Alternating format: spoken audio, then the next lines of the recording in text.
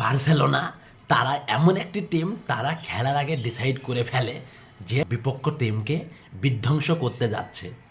Champion লিগের quarter ফাইনালের প্রথম লেগে তারা নিজের মাঠে, ঘরের মাঠে ডর্টমুন্ডকে সেই রকমই একটি আভাস দিয়ে রাখলো। প্রথম লেগে 4-0 গোলে তারা ডর্টমুন্ডকে হারিয়েছে।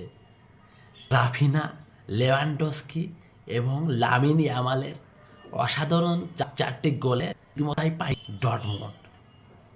শট অন টার্গেট নিয়েছে বার্সেলোনা 10টি, বিপক্ষে ডর্টমুন্ড শট অন টার্গেট নিয়েছে 3টি।